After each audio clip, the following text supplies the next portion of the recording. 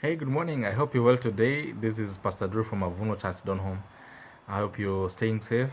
I hope you're observing all the recommended hygiene practices to prevent an infection of COVID 19. So, I've been sharing my thoughts here for the last few days on my 1 year Bible reading program, just things I'm picking. And yesterday we saw how God rejected Saul for his disobedience and how tragic that was. We also saw how David and Goliath story turned out, but we looked really at the angle of Saul and how that played out in his regard. So you can check out that video. Today I read chapter 18 to 20, and the story continues now.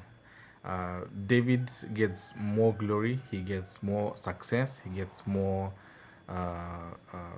powerful in terms of the war that he's winning. He gets more favor with the children of Saul, which is really interesting. Uh, and on the other hand, Saul gets even more fearful of David because he's seeing that God is actually with David. He gets more jealous. That fear actually now turns to jealous. And the story goes, now Saul, because of his power and his position and now his, insecurity, he projects his insecurity to David. Now he intends on killing him because every time it's actually recorded everything that David did, God gave him success and he was very successful.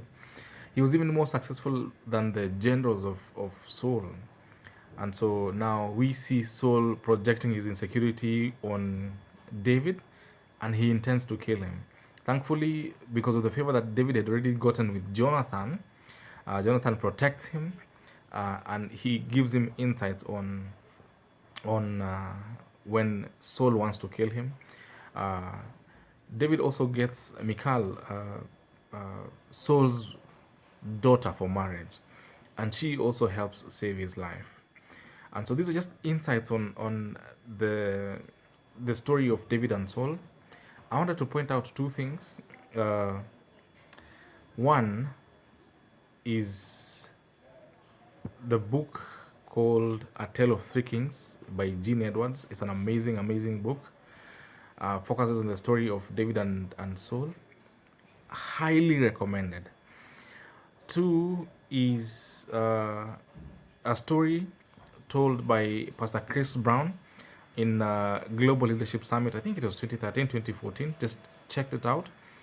He also does an amazing angle on the story of David and Goliath. And it's just really highly recommended. I couldn't get a link. I would have put it down here on the description. However, I just wanted to say, because our focus has been really on the character Saul, is he spends so much energy trying to, kill David. In our society today, I see so much energy being spent on, putting down some faceless individuals called haters. I mean, I see so much post, so much energy trying to put down haters. And these are faceless. I have never seen one hater, but truth is, we all are.